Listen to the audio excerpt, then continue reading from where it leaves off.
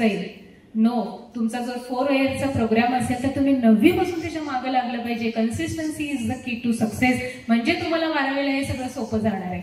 त्यावेळेला बघू, एक्झाम जवळ आल्यावर बघू. काही नाही, मराठीमध्ये सुंदर विचार आहे. दगड आणि पाणी यांच्या युद्धामध्ये विजय पाण्याचा होतो, ताकदीच्या जोरावर नव्हे तर सातत्याच्या जोरावर. सातत्यपूर्ण मेहनत ही यशाची गुरुकिल्ली आहे. आणि आता लक फॅक्टरचा विषय निघालाय म्हणून एक विषय मी जरूर घेईन.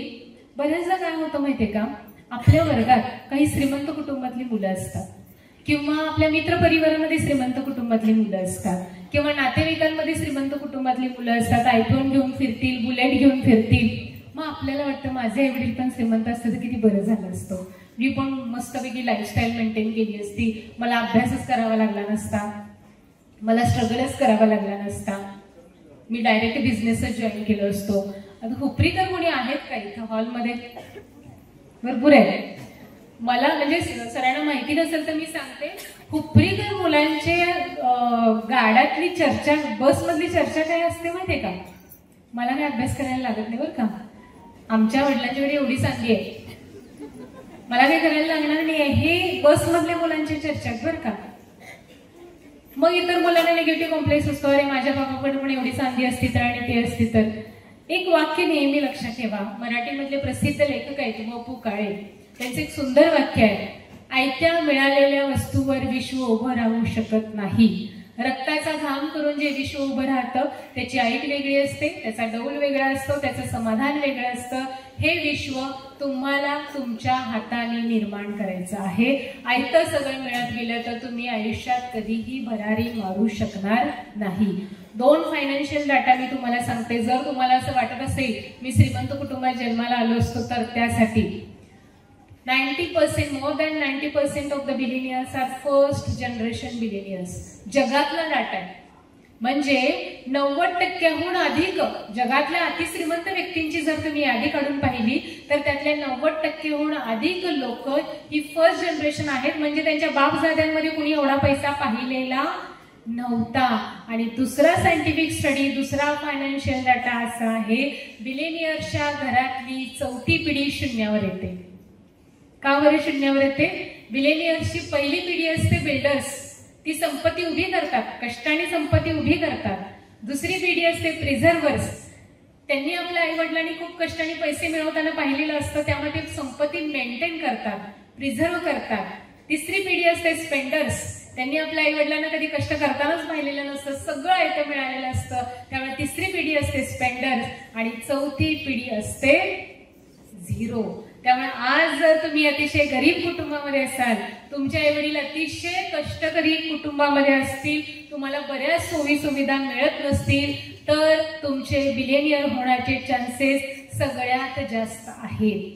अर्थात तुम्ही कष्ट केले तर. ओके, त्यामुळे असं असतं आणि तसं असतं, त्या कुठल्याही गोष्टीमध्ये तुम्ही अडकू नका. कष्टाला, परिश्रमाला पर्याय नाही. आता तुम्ही म्हणाल की मॅडम आम्ही कितीतरी अशा फॅमिलीज बघितलेल्या आहेत त्यांच्या पिढ्यानपिढ्या श्रीमंत आहेत. त्याचं पण कारण मी तुम्हाला सांगते. तुम्ही ध्रुव ढोलकिया हे नाव ऐकलंय? सावजीबाई ढोलकिया नावाचे गुजरातमधले प्रसिद्ध हिरे व्यापारी.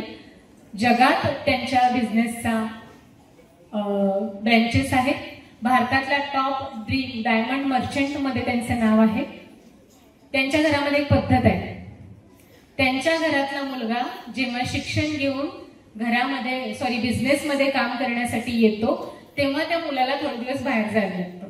तुम्हाला म्हणाल त्यात काय विशेष आहे, थोडे दिवस जाऊन आलं तर काय, त्यात काय विशेष आहे? तर हे एवढं सोपं नाहीये. त्या मुलाला सांगितलं जातं उद्या तुला जायचंय. कुठं जायचंय माहित नाही. त्याच्याकडचे सगळे डॉक्युमेंट्स काढून घेतले जातात, debit card, ATM card, credit card, everything. त्याचं आय कार्ड, त्याचं आधार कार्ड सगळं काढून घेतलं जातं आणि छोटंसं खोटं आधारपत्र, खोटं ओळखपत्र त्याला करून दिलं जातं, जेणेकरून याची ओळख कुणाला लागू नये. त्याचे सगळे कपडे त्याला दिले जात नाहीत, फक्त 2 जोड कपडे त्याला दिले जातात. बटनाचा साधा मोबाईल दिला जातो. दुसऱ्या दिवशी रेल्वे स्टेशनवर सोडण्यात येतं, तिथं त्याला तिकीट देण्यात येतं आणि इकडे जा म्हणून सांगितले जातात आणि 2-5 हजार रुपये दिले जातात सुरुवातीच्या सर्व्हायव्हलसाठी. बाहेर गेल्यानंतर त्यांनी स्वतःची ओळख सांगायची नाही. कुणाची मदत घ्यायची नाही, स्वतः कष्ट करून स्वतःचा सर्वायवल करायचा, काम करायचं, खाणं पिणं राहणं सगळे खर्च स्वतः भागवायचे. आता विषय असा आहे, ज्या घरामध्ये 250 नोकर आहेत घरातल्या कामासाठी, त्या घरातल्या मुलाला एक ग्लास पाण्याचा मागितला तरी 10 लोक पाणी घेऊन येऊ शकतात.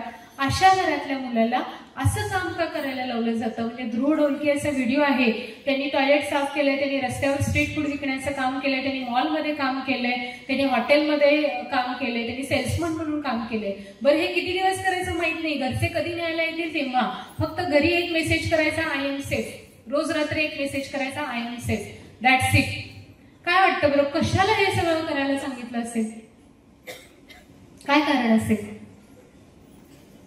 इतक्या श्रीमंत कुटुंबातील मुलाला असं जीवन का जगायला लावलं असेल? त्याला कष्टाची किंमत कळावी, त्याला पैशाची किंमत कळावी आणि त्याला माणसांची किंमत कळावी. आणि हे ज्या कुटुंबात होतं त्या कुटुंबातल्या पिढ्या मग झिरोवर कधीही येत नाही. त्यामुळे मला कष्ट न करता काहीतरी मिळेल, मला प्रॉपर इंटरपर्सनल रिलेशनशिप बिल्डअप न करता काहीतरी मिळेल, असं जर तुम्ही मनात आणाल तर असं कधीही होऊ शकणार नाही. बऱ्याचदा माझ्याकडं या वयातल्या मुलांच्या बाबतीत एक समस्या नेहमी जाणवते, पालकांच्या बरोबर खूप वादविवाद होत असतात. आणि मग पालकांना मुलांना असं वाटतं की, पालक म्हणतात की मुलं आमचं काही ऐकत नाही, आणि मुलं म्हणतात आई वडील मला समजूनच घेत नाही, सतत सूचना देतात, सल्ले देतात, उपदेश देतात. असं कुणाला वाटतं? सगळ्यांचं सगळ्या पालकांशी पटतं का? तुमचे चेहरे मला सांगतात. एक गोष्ट नेहमी लक्षात ठेवायची, तुम्ही आयुष्यात काय केलात नाही केलात, तुम्ही आयुष्यात घडलात नाही घडलात, तुम्ही काही अचीव केलात नाही केलात, तुम्ही व्यसनी झाला, तुम्ही जुगारी झाला, तुम्ही काहीही जरी तुमच्या आयुष्याचं झालं तरी जगात कुणाला काही फरक पडणार नाही except your parents. The purest intention in the world is parents intention. तुमचं चांगलं व्हावं असं वाटणाऱ्या 2-3च व्यक्ती या जगामध्ये आहे, तुमचे आई वडील, शिक्षक, एखादा मित्र किंवा जवळचे एखादे नातेवाईक. त्या व्यतिरिक्त जगात कुणालाही पडलेलं नाहीये तुम्ही तुमचं काहीही झालं तरी. आणि मग ज्यांना माझं काहीतरी पडलेलं आहे त्यांचं मला ऐकायचं आहे. नो डाऊट पालकांची सांगायची पद्धत चुकत असेल, सगळ्या पालकांच्याकडे पॅरेंटिंग स्किल असतं असं काही नाहीये. नो डाऊट पालकांची सांगायची पद्धत चुकीची असेल, पण त्यांचा हेतू कधीही वाईट नसतो. जगातल्या कुठल्याही आईवडिलांना वाटत नाही आपल्या मुलांचं काहीतरी चुकीचं व्हावं. वाटेल का बरं आपल्या आईवडिलांना? त्यामुळे विनाकारण पालकांशी वाद घालणं, हिकेखोरपणा करणं, उद्धट बोलणं हे तुम्ही टाळायचं आहे. आम्ही सायकोलॉजीमध्ये एक रोल प्ले करतो, आपण एक रोल प्ले करूया. तुम्हाला फिरायला जायला आवडतं? कुठे जायला आवडतं? फिरायला जायला आवडतंय ना? कुठे जायला आवडतं? हा, जिथं मी हा प्रश्न विचारेन तिथं गोवाशिवाय दुसरं काही येतच नाही. काय मला प्रश्न म्हणजे कळतच नाही मी. बट ठीक आहे, गोवा तर गोवा. बीच, गोवाचा बीच तेवढं आपण धरूया, दुसरं काय नको. ओके, समजा आता काय विषय, फ्रेंड्स बरोबर नाही जायचंय, फॅमिली बरोबर जायचंय. फॅमिली बरोबर गोव्याला गेलाय, तुमच्याबरोबर तुमचं एक छोटं भावंड आहे 4-5 वर्षाचं. तुम्ही रेतीवर मस्तपैकी खेळताय आणि खेळता खेळता तुमचं 4-5 वर्षाचं भावंड समुद्राच्या पाण्याकडे धावत चाललंय. तुम्ही काय करणार? ओढून? पण त्याला समुद्राचं पाणी आकर्षित करते, त्या पाण्यावर त्याला स्वार व्हायचंय, त्या पाण्याचा त्याला आनंद घ्यायचाय, ते परत धावत जातं. तुम्ही काय करणार? आणि एकट्याला जायचंय. परताना ते तुम्हाला आरडाओरड करायला लागेल, ते शिवीगाळ करायला लागेल, तुम्हाला मारायला लागेल, तर तुम्ही काय करणार? जाऊ देणार? नाही जाऊ देणार. त्याने कितीही घाई केलं तर तुम्ही जाऊ देणार नाही, कारण समुद्राच्या पाण्याचा धोका त्याला कळत नाही, पण तुम्हाला कळतो, कारण तुम्हाला आयुष्याचा अधिक अनुभव त्याच्यापेक्षा आहे. आता आपण रोल प्ले चेंज करायचा. तुमच्या जागी तुमचे आई वडील आहेत आणि तुमच्या भावंडाच्या जागी तुम्ही आहात. बाहेरच्या अनेक गोष्टी तुम्हाला आकर्षित करतात, जसं त्या लहान मुलाला समुद्राचं पाणी आकर्षित करत होतो. तुमचे आईवडील सांगतात मोबाईल जास्त बघू नको, तुमचे आईवडील सांगतात अरे ह्या मुलाबरोबर तू जास्त फिरू नको, तुझी संगत खराब आहे, तुमचे आईवडील सांगतात असलं काहीतरी खाऊ नको, तुमचे आईवडील सांगतात रात्री उशिरा बाहेर पडू नको. तुम्हाला ते बिलकुल आवडत नाही. तुमचे आईवडील तुम्हाला शत्रू वाटायला लागतात. इतरांचे आईवडील किती छान छान वागतात. इथं विषय असा आहे, बाहेरच्या कितीही गोष्टी तुम्हाला आकर्षित करत असल्या तरी त्यातले धोके तुम्हाला वयाच्या या टप्प्यावर कळत नाहीत, जे तुमच्या आई वडिलांना कळतात. कारण त्यांना तुमच्यापेक्षा 20 ते 25 वर्ष आयुष्याचा अधिक अनुभव आहे आणि अनुभवाची डिग्री जगातली सर्वोच्च डिग्री असते. त्यामुळं विनाकारण आई वडिलांच्या बरोबर वाद घालणं, त्यांना शत्रू समजणं हे तुम्ही आजपासून बंद करा. कारण कुणाला काहीही पडलेली नाहीये. ज्यांना आपली पडलेली आहे त्यांची काळजी तुम्ही घ्यायलाच पाहिजे. जमेल का तुम्हाला? जमेल? बरं, मी असं नाही म्हणत बरं का आपले आई वडील चुकतच नाही. डेफिनेटली आई वडील चुकू शकतात. सांगलीमध्ये घडलेली घटना, याला आम्ही अथॉरिटेरियन पॅरेंटिंग म्हणतो, हुकुमशाही पालकत्व. त्यामध्ये आई वडील मुलांच्या आयुष्याचे बॉस बनतात. मी उठ म्हणलं की उठायचं, बस म्हणलं की बसायचं, मी सांगेन तसं करायचं. दिस इज अ रॉंग पॅरेंटिंग. सांगलीमधल्या घटनेमध्ये मुलीचा मृत्यू झाला म्हणून ही घटना उघडकीस आली, पण असे अनेक हुकुमशाह पॅरेंट्स घरोघरी आहेत, असू शकतात. मी असं म्हणतच नाही की आपले पॅरेंट्स चुकत नाहीत, पण याचं प्रमाण कमी आहे. आणि जर असं काही तुमच्या बाबतीमध्ये घडत असेल तर तुम्ही तुमच्या जवळच्या नातेवाईकांना सांगा, तुमच्या शिक्षकांना सांगा, त्यांच्या माध्यमातून काउन्सिलरची भेट घ्या. पण विनाकारण आई वडिलांशी वादविवाद करू नका आणि स्वतःच्या जीवाला किंवा आई वडिलांना त्रास देऊ नका. हे लेक्चरमधनं दुसरं काही नाही घेतलं तरी चालेल, पण ही गोष्ट तुम्ही घेऊन जावी असं मला डेफिनेटली वाटतं. आता माझ्याकडे काउन्सिलिंगसाठी जे येणारे केसेस आहेत त्यामध्ये 2 प्रकारच्या केसेस मला खूप जास्त जाणवतात 15 ते 25 या वयोगटामध्ये. एक आहे ॲग्रेशन आणि दुसरं आहे डिप्रेशन. आता ॲग्रेशन म्हणजे काय? तापटपणा. तुमच्यापैकी किती जणांना लगेच राग येतो बरं? सगळ्यांना येतो, राईट? प्रॉब्लेम काय होतो तुम्हाला सांगते. हार्मोनल चेंजेस होतात, ड्रास्टिक हार्मोनल चेंजेस झालेला असतो, इगो डेव्हलप झालेला असतो. मला वाटते मी मोठा झालोय, मी मोठी झाली आहे, पण जगाला वाटते मी अजून लहान आहे. मग मला असं कसं सांगतात, असं कसं बोलतात, मला कसं आदेश देतात. मुलांच्या मध्ये तर अगदी मित्रांमध्ये क्लॅशेस होतात. तू भेट, तुला दाखवतो, तुला सांगतो, असं करतो तसं करतो. कधी पोलीस स्टेशनच्या वाऱ्या सुद्धा कराव्या लागतात. मग सायकोलॉजी काय सांगते? All emotions are valid. कुठलीही भावना चुकीची नाही आहे. रागाची भावना बरोबर आहे, भीतीची भावना बरोबर आहे, सगळ्या भावना बरोबर आहेत. त्याचं चॅनलायझेशन तुम्हाला करता आलं पाहिजे. चॅनलायझेशन म्हणजे काय तुम्हाला सांगते. क्रिकेट कुणाकुणाला आवडतं? सगळ्यांना आवडतं. एक थोडं मागचा म्हणजे आमच्या वेळचा संदर्भ तुम्हाला सांगणार आहे. कदाचित तुम्हाला तो माहिती आहे की नाही माहित नाही, पॅरेंट्स डेफिनेटली माहिती असेल.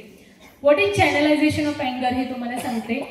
2007 T20 world cup India versus England. काय सांगू शकता? Is there anything special? Yes, हा, राईट. युवराज सिंगचा एक वर्ल्ड रेकॉर्ड आहे.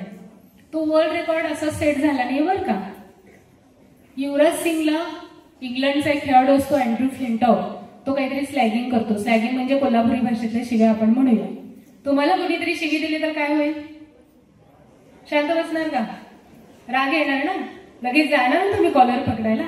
युवराज सिंग पण असं बॅट घेऊन जायलाच निघालेला असतो. दोन्ही त्याला थांबवतो. आपण इथं मॅच जिंकायला आलोय, focus on the run, right, असं तो सांगतो. आणि त्यानंतर कुणाची ओव्हर असते? स्टुअर्ट. आणि त्याच्या प्रत्येक बॉलला 6 बसतो आणि नवीन वर्ल्ड रेकॉर्ड सेट होतो. This is what we call channelization of the अँगर. करून दाखवा ना तुम्ही. महात्मा गांधीजींना वंशभेदावरून रेल्वेतनं उतरवलं. आनंद झाला असेल का त्यांना? राग आला असेल, दुःख झालं असेल, त्यातून स्वातंत्र्य उभा राहिला. छत्रपतींनी हिंदवी स्वराज्य निर्माण केलं, आनंदाने निर्माण केलं का?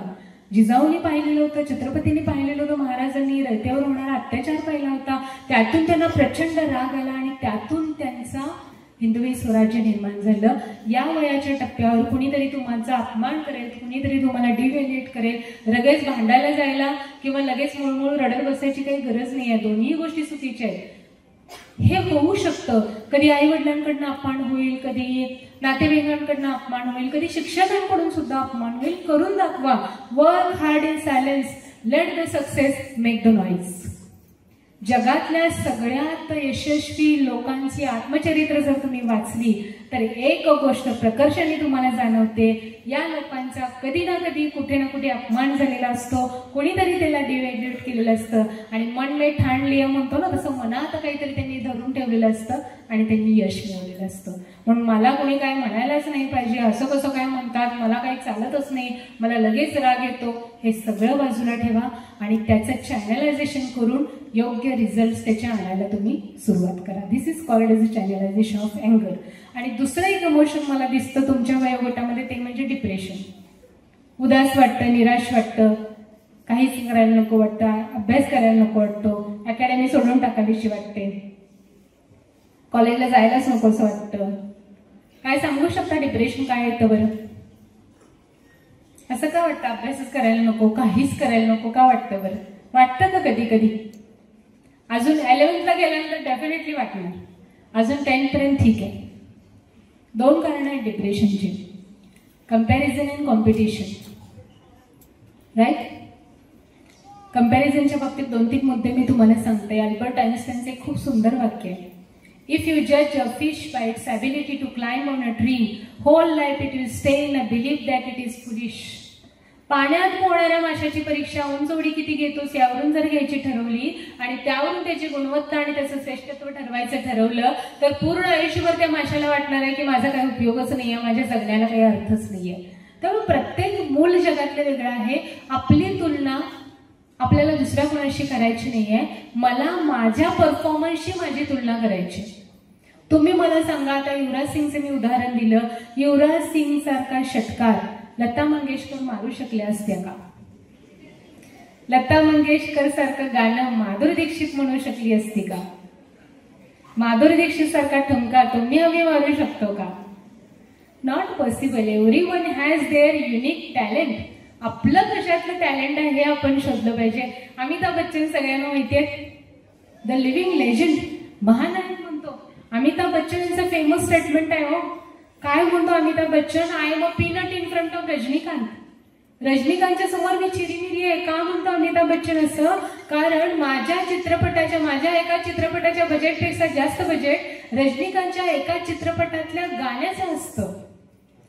हे सांगायचं कारण काय, तुम्ही जगाच्या पाठीवर कुठेही गेलात तर तुमच्यापेक्षा सुंदर, तुमच्यापेक्षा श्रीमंत, तुमच्यापेक्षा बुद्धिमान, तुमच्यापेक्षा यशस्वी कोणी ना कोणी असणार आहे. त्यामुळे कंपॅरिझनच्या या चक्रामध्ये अडकायचं नाहीये. तुमच्या वर्गात तुमच्यापेक्षा चांगलं परफॉर्म करणारी जर कोणी मुलं असतील तर त्यांच्याकडून इन्स्पिरेशन घ्या, त्यांच्याकडून गायडन्स घ्या, पण त्याच्यासारखं करून दाखवतो आणि त्याच्यापेक्षा भारी होतो ह्या रेसमध्ये अडकू नका. कॉम्पिटिशन आहे, नो डाऊट कॉम्पिटिशन आहे. ह्या कॉम्पिटिशनमध्ये तुम्हाला उभं राहायचंय, टिकायचंय, पण तुमची स्पर्धा फक्त तुमच्या स्वतःशी आहे. मी माझं बेस्ट देतोय का? मी माझं 100% देतोय का? मोस्ट ऑफ द टाइम्स आपण आपले 100% देत नसतो, म्हणून आपण मागं पडत असतो. तुम्ही तुमच्या टीचरशी मदत घेऊ शकता. टीचर तुम्हाला सांगतील तू अजून करू शकतोस, तर येस मी करू शकतो. जेव्हा तुम्हाला वाटत असेल ना मी माझं 100% देतोय, तेव्हा तुम्हाला काळजी करायची गरज नाही. आणि फक्त स्टुडंट लाईफमध्येच नाही बरं का, तुम्ही जॉब कराल, तुम्ही बिझनेस कराल, प्रत्येक ठिकाणी हाच नियम आहे, मी माझं बेस्ट देतोय का? आणि सगळ्यात महत्वाची गोष्ट, डिप्रेशनच्या बाबतीत मुलांचे इतके केसेस आपण हँडल करतो किंवा इतक्या बाहेर बातम्या वाचतो. समजा तुम्ही खूप मेहनत केली, प्रचंड परिश्रम केले, तुमचं 100% तुम्ही दिला, पण तुम्हाला हवं तसं यश नाही मिळालं, तर सगळं काही उद्ध्वस्तच झालंय असं समजायचं काहीही कारण नाही. कारण तुम्ही काय करताय यापेक्षा कसं करताय हे जास्त महत्वाचं आहे. सचिन तेंडुलकरचं उदाहरण आपण घेऊया. सचिन तेंडुलकरने आयुष्यभर काय केलं? कोणता खेळ खेळला? क्रिकेट. क्रिकेट म्हणजे नेमकं काय, तर बॅटने बॉलला मारलं. This is the only task. Is it a difficult task? काय अवघड आहे का? अरे बापरे, कसं काय बॅटने बॉलला मारल्यावर, असं काय आहे का? It is not a difficult task. पण त्यांनी ते काम असं केलं की तो क्रिकेटचा देव बनला. राईट. तुम्ही काय करताय यापेक्षा कसं करताय हे महत्वाचं आहे. डॉली चायवाला, चहा बनवणं अवघड काम आहे काय हो? इंग्लंडचा राजा चहा त्याच्याकडे पितो. मला काय म्हणायचंय, तुम्ही भेळचा गाडा चालवला तरी चालेल, पण तुमच्यासारखी तुम्हीच असली पाहिजे. आता तुम्ही म्हणाल मॅडम इथं आम्ही जेई आणि नीटची स्वप्न पाहतोय, आम्ही ह्या अकॅडमीमध्ये आलो आणि तुम्ही भेळचा गाडा चालवायला सांगताय का? किंवा घरी जाऊन तुम्ही सांगाल काय? सांगाल नाही मला मार्क पडले नाही तर काय काळजी नाही, आमच्याकडे एक मॅडम आल्या होत्या त्यांनी सांगितलं काही नाही केलं तर चालेल, काही काळजी करायची नाही. I don't mean to say, what I mean to say, आजचं जग हे अपॉर्च्युनिटीजनी भरलेलं आहे. इव्हन आजच्या घडीला आणि इथून पुढच्या काळात जगातल्या सगळ्यात जास्त ऑपॉर्च्युनिटीज आपल्या देशामध्ये आहेत, असणार आहेत. तुम्ही फक्त तयार असायला पाहिजे. म्हणजे ह्याच मार्गाने गेलं आणि त्याच मार्गाने गेलं हा काळ आमच्या वेळेचा होता. 12वी झालं की मेडिकलला जा आणि इंजिनिअरिंगला जा, हे असं आत्ताचं चित्र नाहीये. There are n number of opportunities. तुम्ही स्वतःला तयार केलं पाहिजे, तुमच्या स्वतःवर तुम्ही काम केलं पाहिजे, हे सगळ्यात महत्वाचं आहे. त्यासाठी स्वतःमध्ये काय टॅलेंट आहे, स्वतःमध्ये काय युनिकनेस आहे हे तुम्हाला शोधता आलं पाहिजे. हेच करावं तेच करावं अशातला काही भाग नाहीये. मी तरी मुलांना सांगते की तुम्ही एक मोठं have a big purpose of your life. आणि सगळ्यात महत्वाची गोष्ट काय माहितीये का, तुमचा ऍटिट्यूड आणि तुमचा कॉन्फिडन्स. 3 इडियट्स चित्रपट पाहिलाय? 3 इडियट्स मध्ये एक इंटरव्ह्यू आहे बरं का, शर्मन जोशींनी राजू नावाचं कॅरेक्टर प्ले केलेलं आहे आणि कॅम्पस इंटरव्ह्यू असतो आणि तो व्हील चेअरमधून येतो. ते डेलिगेट्स बसलेले असतात, ते विचारतात व्हील चेअरवर बसलेल्या शर्मन जोशीला आपका एक्सीडेंट हुआ था क्या? तो म्हणतो हाँ आगे जो बिल्डिंग दिख रही है ना उसके 3रे माले से मैं कूद गया था. क्यों कूद गए थे? मुझे रेस्टिगेट किया था. क्यों रेस्टिगेट किया था? आपको तो मालूम होगा ना, माहिती आहे ना, सांगायची गरज नाही ना. मग ते डेलिगेट म्हणतात आपको ऐसा लगता है इतना सब कुछ बताने के बाद हम आपको सिलेक्ट कर देंगे? त्यावर तो शर्मन जोशी म्हणतो अगर आप लोग आज मुझे सिलेक्ट ना भी करे तो कोई अफसोस नहीं, क्योंकि मैं अपने जिंदगी के साथ कुछ ना कुछ तो ढंग का कर ही लूंगा. हा विश्वास तुमच्यामध्ये पाहिजे आणि तुमच्या आई वडिलांना तुम्ही दिला पाहिजे. आणि मी तरी म्हणते have a great purpose of your life. तुमच्या आयुष्याची ध्येय खूप मोठी असली पाहिजेत. मी सगळ्या मुलांना सांगते रतन टाटांसारख्या व्यक्तींचं तुम्ही आयडॉल डोळ्यासमोर ठेवा. बघा टाटांचा विचार करायचा झाला तर टाटा कुठे नाहीये. From mall to machine Tatas are everywhere. असं कोणतं क्षेत्र त्यांनी ठेवलेलं नाही. अरबोमध्ये त्यांनी पैसा मिळवला, पण हा पैसा फक्त स्वतःच्या चैन विलासासाठी वापरला नाही, त्यांनी देशासाठी कॉन्ट्रीब्यूट केलं. असं ध्येय जर तुम्ही स्वतःच्या डोळ्यासमोर ठेवला तर ह्या परीक्षा आणि हे छोटे छोटे आव्हानं तुम्हाला काहीच वाटणार नाही. आणि मोठं ध्येय नसेल तर मग ही छोटी छोटी आव्हानं तुमच्यासमोर खूप मोठे गोष्टी बनून जातात. त्यामुळे have a big purpose of your life. आणि ध्येय या विषयावर बोलत असताना शेवटची 5 मिनिटं मी बोलते. अजून तरी मला काही सिग्नल मिळालेलं नाहीये, त्यामुळे शेवटची 5 मिनिटं मी बोलते. ध्येय या विषयावर बोलत असताना सगळ्या मुलांना तुम्हाला सांगायचंय की तुमचं काहीतरी गोल हे डोळ्यासमोर सेट असणं खूप गरजेचं आहे. का गरजेचं आहे तुम्हाला सांगते. समजा दोन गाड्या आहेत, 2 मित्रांच्याकडे 2 गाड्या आहेत. एकाकडे नॅनो आहे आणि एकाकडे मर्सिडीज आहे. कोणत्या गाडीचा स्पीड जास्त? कोणत्या गाडीची पॉवर जास्त? समजा या दोन्ही गाड्यांना घाटातल्या वळणावळणाचा रस्ता पार करून जायचंय, कोणती गाडी आधी पोहोचेल? नॅनो का बरं पोहोचेल? मर्सिडीज पोहोचेल. मर्सिडीजची पॉवर आणि स्पीड जास्त आहे. It is not any tricky question, it is a very simple question. मर्सिडीजची पॉवर आणि स्पीड जास्त आहे त्यामुळे मर्सिडीज आधी पोहोचेल. पण घाटाचा रस्ता पार करून नेमकं कुठं जायचंय नॅनोला माहिती आहे आणि नेमकं कुठं जायचंय हे मर्सिडीजला माहित नाहीये. आता कोणती गाडी आधी पोहोचेल? नॅनोचा स्पीड कमी आहे, पॉवर कमी आहे, पण नॅनोला माहिती आहे मला नेमकं कुठं जायचंय. वेळ लागेल पण ती योग्य ठिकाणी पोहोचेल.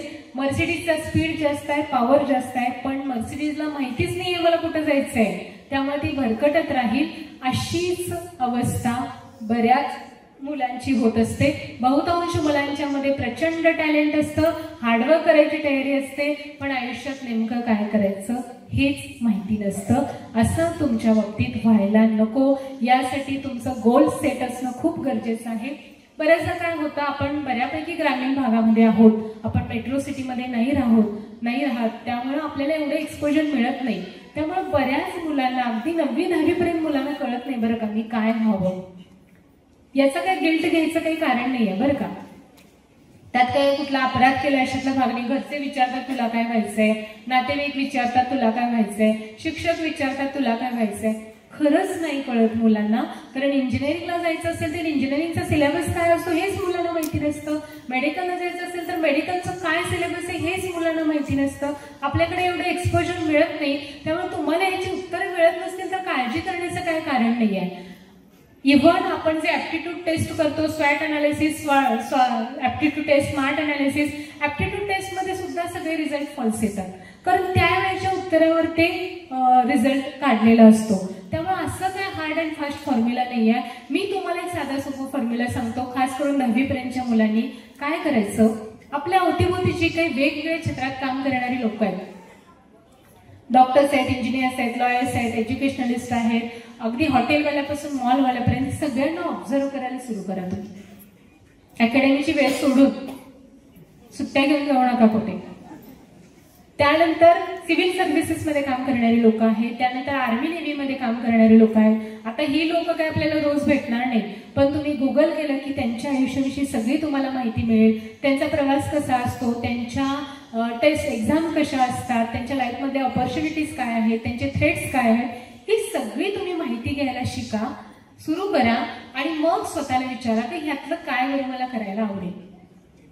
मग आता नुसतं आवडण्यावरून करिअर पण होत नाही बरं का. मला फुटबॉल खेळायला आवडतं म्हणून मी फुटबॉलमध्ये करिअर करायचं का, किंवा मला गायनाची आवड आहे चला मी गायनात करिअर करतो. It's not that much easy. एक इकिगाई नावाचा एक कन्सेप्ट आहे, तो तेवढं सांगते आणि मी थांबते. हा कन्सेप्ट तुम्ही समजून घ्या आणि ह्यावर तुम्ही काम करायला सुरू करा. What is Ikigai? तर जगभरामध्ये लॉन्जिव्हिटीवर काम करणाऱ्या अनेक रिसर्च ऑर्गनायझेशन्स आहेत. लॉन्जिव्हिटी म्हणजे काय, तर दीर्घायुषी जगणारी माणसं ही एवढी वर्ष का जगतात. आपल्या अवतीभोवती बघा 50शीत दगावणारी, 50मध्ये मृत्यू येणारी सुद्धा माणसं आहेत आणि 100 गाठणारी सुद्धा माणसं आहेत. मग लॉन्जिव्हिटीवर काम करणाऱ्या ऑर्गनायझेशन्स ही 100 वर्ष जगणारी माणसं एवढी वर्ष का जगतात याचा ते अभ्यास करतात. जगातल्या वेगवेगळ्या प्रांतांचा अभ्यास केल्यानंतर जपानच्या ओकिनावा नावाचा एक प्रांत त्यांना सापडला.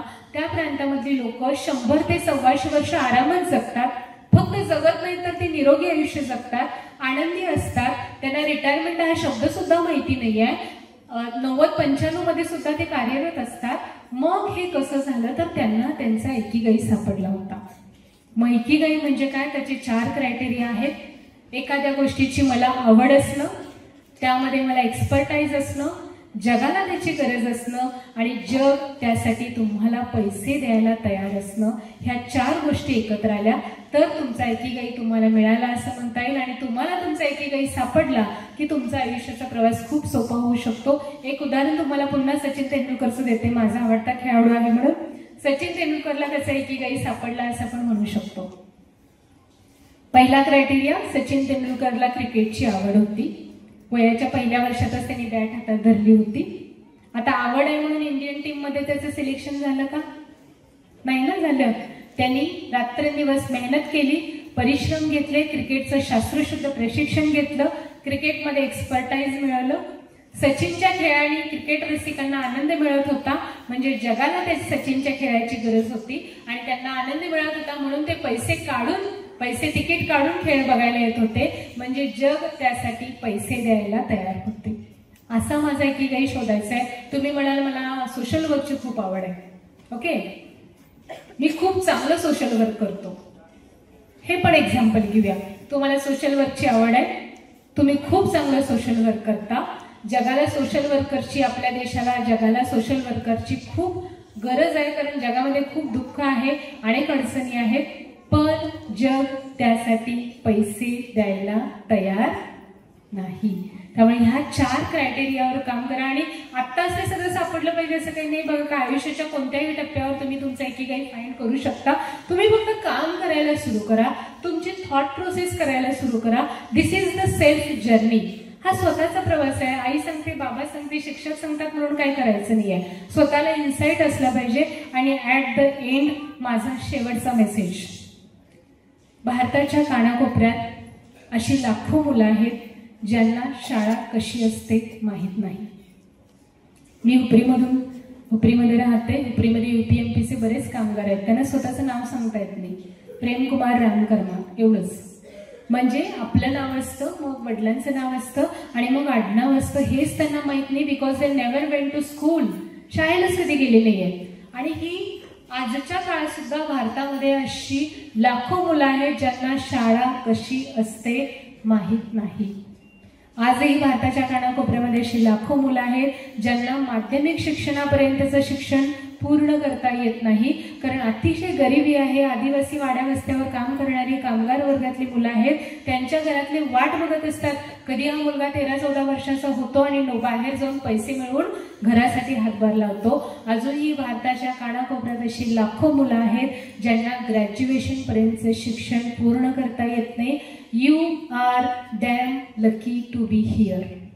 तुमचे आई वडील कर्ज काढून तुम्हाला शिकवायला तयार आहेत आणि त्याहून महत्वाचं इतक्या चांगल्या अकॅडमीमध्ये तुम्ही आहात.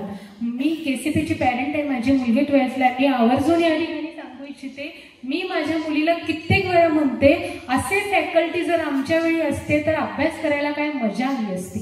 कित्येक वेळेला मी म्हणते, कुठून कुठून शोधून आणलंय सरांनी या लोकांना. They are so dedicated. You are so fortunate to be here. तुमचे आईवडील शिकवायला तयार आहेत. अशा चांगल्या अकॅडमीमध्ये तुम्ही आहात. मौज मजा मस्ती करायला पूर्ण आयुष्य पडलेलं आहे. पण शिक्षणाची संधी आयुष्यात पुन्हा कधीही मिळणार नाही. ही संधी तुम्ही सोडू नका. आयुष्याचं सोनं करण्याची ही संधी आहे. सगळ्या गोष्टीसाठी वेळ मिळणार आहे. त्यामुळं मी सगळ्या शाळा कॉलेजेसमध्ये 5 वर्षाचा फॉर्म्युला सांगते. 5 वर्ष गाढवासारखं अभ्यास करा. पुढचं पूर्ण आयुष्य राजासारखं जगा. नाहीतर 5 वर्ष राजासारखं जगा. मौज मजा मस्ती, TV, मोबाईल, मित्रमंडळी हे सगळं करा आणि पुढचं पूर्ण आयुष्य गाढवासारखं जगा. Choice is yours because life is yours. So that's all for the today's session. माझे हे तासाभराचं वक्तव्य तुम्ही शांतपणाने कोणताही सिग्नल न घेता ऐकून घेतलात त्याबद्दल मी तुमचे आभार मानते. किशोर अकॅडमीने इतकी छान संधी दिली, हा सन्मान केला, त्याबद्दल त्यांचेही आभार मानते. पुन्हा एकदा अकॅडमीला आणि तुम्हा सगळ्यांना तुमच्या पुढच्या कारकिर्दीसाठी खूप खूप शुभेच्छा देते. धन्यवाद. Very effectively you explained. Really ma'am, you